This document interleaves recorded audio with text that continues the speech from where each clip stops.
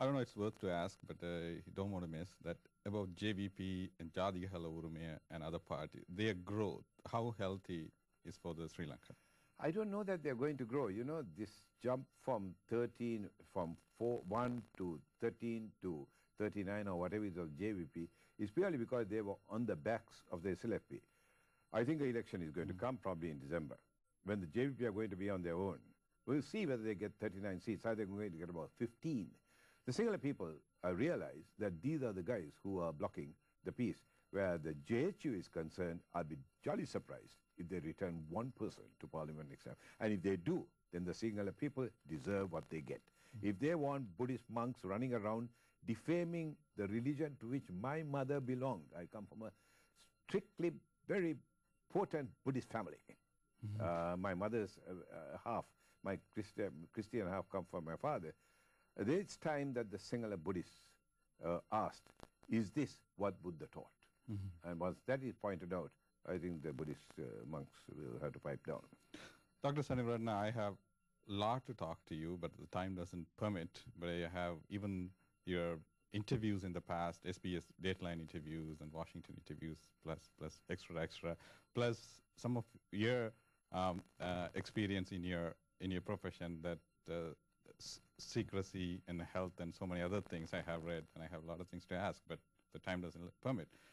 But as a closing, what would you like to say to the Sinhala and Tamil diaspora? The Sinhala and, I don't know about the Sinhala diaspora, but the Tamil diaspora have got a major role to play. They have to do, or you have to do, things that Mr. Prabharan can't do in the Vani. That is to raise the level of concern about the international community. Tell the people in the international community what is going on. That 500,000 people are being starved to death. That the Chenchole massacre, where bombs were dropped on 400 innocent children. They call them tiger trainees. Well, the Sri Lanka monitoring mission was there in 2 hours. They confirmed that there were children being trained in the health issues, etc. We are not doing our job. And I'm not being critical of the expatriate Tamils. They think that to throw a couple of $1 million or $1,000 or $1 million or whatever it is the answer. No. It is to involve 1 million expatriate Tamils. I think that the greatest power that Tamils have got is 1 million educated and professional and even non-professional people working in the developed world, earning hard currency. And if we are in a position to stand up and tell our representatives, that's your local representatives, your congressman or whoever represents you, that this is what is going on in Sri Lanka.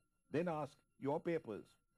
Boston Globe already had editorial yesterday, the Washington Post and the other papers, Toronto Globe and Mail, etc. Why have you blacked out Sri Lanka? Do we have to have another massacre in Colombo before you tell the world what is going on in Sri Lanka? And I think that that is the critical role, and the expatriate community have got to face this. And one more word, you may not like it coming from me, but this infighting between Tamil groups outside, it's petty. I mean, who's going to be appointed to the Covil board or some rubbish like that? What does it matter? We are fighting a repressive regime of a barbaric nature. We can't be fighting amongst ourselves. The Sinhalese have got a lot of faults amongst them. They have got about 5, 6, 7 groups. But when it comes to being anti-Tamil, there's only one group, anti-Tamilness. Now, we don't have a pro-Tamil people that all of this petty fighting that goes on, and I saw some of it yesterday in Boston, where several Tamil groups refused to come for my meeting because we held it in a hall, a house, which other Tamil groups did not come to. I mean, this is ridiculous. I was in London. I was talking to some Tamil groups. One at 4 o'clock, 5 o'clock another group, 6 o'clock another group. I said, second group, why didn't you come for the other meeting? The doctor said, no, you may not understand this as Sinhalese, but we don't actually talk to that other group. All are Tamils. All are fighting for justice and peace. but one Tamil group doesn't talk to the other. Unless you end this sort of nonsense, we are diluting and we are destroying the most powerful weapon which we have got, which is a united, active Tamil expatriate community. You can't opt out of this. You can't take a partisan stance. Either you are fighting for the Tamil people or you don't give a damn. And I urge you to get involved. And if it's a question of even carting me from the airport to give a talk like this, it is still involvement. My greatest worry is that the Tamil people who fled the country because of human rights violations of their own, their human rights violations, usually or most often the 1983 massacre, then come here, settle down, and they don't want to know anything more. Thank you, Dr. Brian Senewiratne, actually Dr. Senewiratne. Thanks for your time. It was great to have you here.